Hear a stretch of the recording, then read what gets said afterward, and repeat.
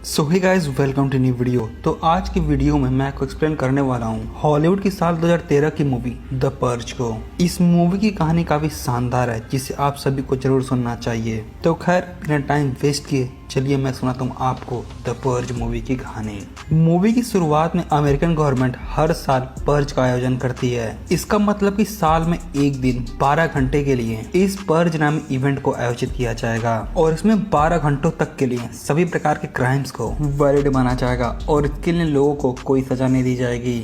इसका आयोजन इसलिए होता था क्योंकि अमेरिका में क्राइम रेट काफी बढ़ चुका था और यहाँ की गवर्नमेंट का मानना था कि इसकी वजह से क्राइम रेट काफी कम हो जाएगा। इसके बाद हम मूवी के लीड कैरेक्टर जेम्स को देखते हैं जिसकी एक सिक्योरिटी सिस्टम की कंपनी होती है। जेम्स पर्थ से 1 घंटे पहले अपने घर पर चला आता है। यहाँ हम जेम्स की फैमिली को देखते हैं। मैरी की वाइफ बाहर जाकर फूलों को लगाती है।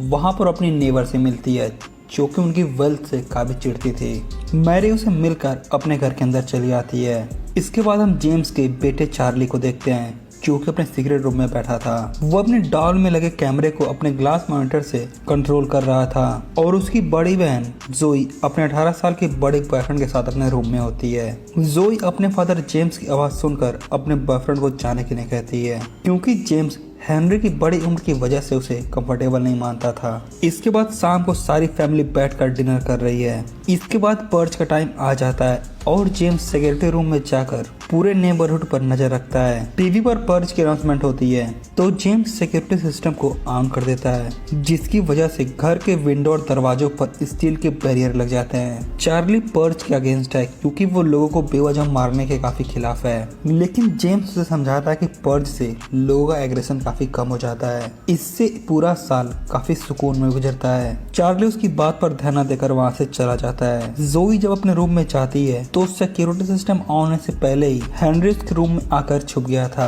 हेनरी कहते कि मैं तुम्हारे फादर जेम्स से बात करने आया हूँ, लेकिन यहाँ पर हेनरी उसके फादर को मारने के लिए आया था। उधर चार्ली की डॉल सिक्योरिटी रूम में जाती है। वो वहाँ लगी स्क्रीन पर किसी आदमी को बाहर भागते हुए देखता है। चार्ली भागकर सिक्योरिटी रूम में जाता है दरवाजे को खोलने के लिए। उधर वो बाहर खड़ा शख्स सबके घरों के बाहर जाकर अपनी मदद के लिए पुकार रहा था। उसे ऐसा देखकर चार्ली सिक्योरिटी सिस्टम को डीएक्टिवेट कर देता है। वो गेट पर जाकर उस शख्स को अंदर आने के लिए कहता है। जब जेम्स बैरियर को हटते हुए देखता है तो वो भाग के फौरन सिक्योरिटी सिस्टम को एक्टिवेट कर देता है, लेकिन तब तक वो शख्स अंदर आ चुका था। जेम्स अपनी पत्नी के साथ उस शख्स के पास आता है। तभी वहाँ पर हेनरी आकर जेम्स पर शूट करता है, लेकिन जेम्स बच जाता है। जेम्स और हेनरी की लड़ाई के दौरान वो शख्स घर में जाकर छुप जाता है।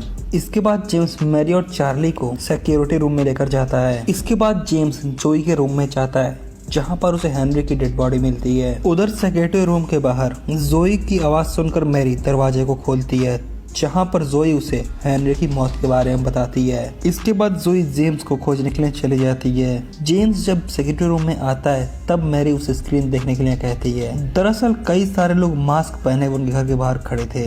वो लोग जेम्स को उस आदमी को देने के लिए कहते हैं। वो कहते हैं कि अगर तुमने ऐसा नहीं किया तो फिर हम तुम्हारे घर के अंदर आकर तुम सभी को मार देंगे। जेम्स अपने घर की लाइट को बंद कर देता है और अपनी पत्नी से कहता है कि वो लोग सिक्योरिटी सिस्टम को तोड़कर अंदर आ सकते हैं, इसलिए हमें अपने आप को बचाने के लिए उस स्ट्रेंजर को उन्हें सौंपना होगा। इसके बाद मैरी और जेम्स फ्लैशलाइट और गन लेकर उस आदमी को खोजने के लिए निकल जाते हैं। उधर चार्ली स्क्रीन पर उन सभी लोगों को बाहर अजीब अजीब हरकतें करते हुए देखता है। ये सब देखने के बाद चार्ली उस स्ट्रेंजर की हेल्प करने के बारे में सोचता है। इसके बाद चार्ली अपने कैमरे की मदद से उस स्ट्रेंजर को काउट के नीचे खोज लेता है। वो उसे इशारा करते हुए अपने सीक्रेट कंपार्टमेंट में लेकर आता है। तभी जोई भी कैमरे के सामने आती है और वो छुपने के लिए चार्ली के सीक्रेट कंपार्टमेंट में जाती है। उधर जेम्स चार्ली के रूम में आवाजें सुनकर उसके रूम में जाता है जहाँ पर वो स्ट्रेंजर जोई को गन पॉइंट पर लिया रहता है। जेम्स कहता है कि तुम्हारी वजह से मेरी फैमिली खतरे में आ चुकी है, लेकिन वो शख्स कहता है कि मैं मरना डिजर्व नहीं करता, इसलिए हम सभी अपना बचा हुआ टाइम हॉल में बैठकर बिताएंगे। तभी जेम्स पीछे खड़ी मैरी को शूट करने के लिए कहता है, बट वो स्ट्रेंजर बच जाता है। है। इससे जोई के सर पर चोट लग जाती है। इसके बाद वो लोग उस स्ट्रेंजर को टेप से बांधकर चेयर में बांध देते हैं। चार्ली ये सब कुछ देख नहीं पाता और वहाँ से चला जाता है। अब जेम्स के फैमिली मेंबर भी उसे गलत मान रहे थे और वो सभी वहाँ से उसे अकेला छोड़कर चले जाते हैं। इसलिए जेम्स अब उस स्ट्रेंजर को बचाने के बारे में सोचता है और वो अपनी पत्नी के पास जाता है। उधर बाहर उन सभी आदमियों का बैकअप आ चुका था। इधर जेम्स चार्ली को गन देकर बेसमेंट में भेज देता है और जेम्स और मैरी गन के साथ लड़ने के लिए तैयार हो जाते हैं। बाहर खड़े सभी आदमी सिक्योरिटी सिस्टम को तोड़कर अंदर आने लगते हैं। उधर वो स्ट्रेंजर उस चेयर से खुद को छुड़ा के घर के अंदर छुप जाता है। उधर बेसमेंट में एक आदमी पहुंचकर चार्ली को मारने वाला होता है, लेकिन तभी जेम्स आकर उसे मार देता है। जेम्स जब सिक्योरिटी रूम से बाहर आता है तभी दो आदमी उस पर हमला कर देते हैं, लेकिन जेम्स उन दोनों को मार देता है। तभी एक आदमी विंडो तोड़कर जेम्स के ऊपर हमला करने के लिए आता है, लेकिन जेम्स बगल में रखी एक्स की मदद से उसे मार देता है। अब जेम्स जब उस रूम से बाहर जाता है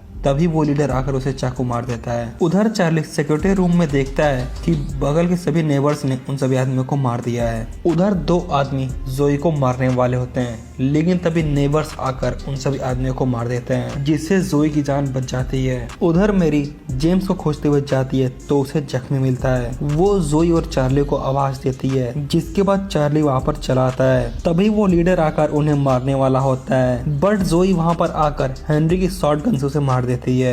अब जेम्स की हालत काफी खराब हो रही थी, लेकिन तभी वहाँ पर नेबर्स आ जाते हैं। मैरी उनकी हेल्प पर उन्हें शुक्रिया अदा करती है, लेकिन उनकी नेबर ग्रेस कहते कि हमें शुक्रिया की जरूरत नहीं, बल्कि हम तो तुम्हें मारने आए हैं। इसके बाद वो सभी जेम्स की बॉडी को दूर हटा देते हैं और इन तीनों को टेप से बांध देते हैं। वो इन सभी के चारों तरफ खड़े होकर अमेरिकन स्लोगन को चैंट करते हैं। नेबर्स इन्हें मारने ही वाले होते हैं, बट वो स्ट्रेंजर आकर इन लोगों को बचा लेता है। इसके बाद वो स्ट्रेंजर मैरी से पूछता है कि क्या तुम इन लोगों को मारना चाहती हो, बट मैरी कहती कि नहीं, मैं बस पर्च के टाइम का बीतने का इंतजार करना चाहती हूँ। इसके बाद वो सभी सुबह होने तक एक रूम में बैठे होते हैं। उधर जेम्स की मौत हो चुकी थी, जिसके पास बैठे जोई और चार्ली रो रहे थे।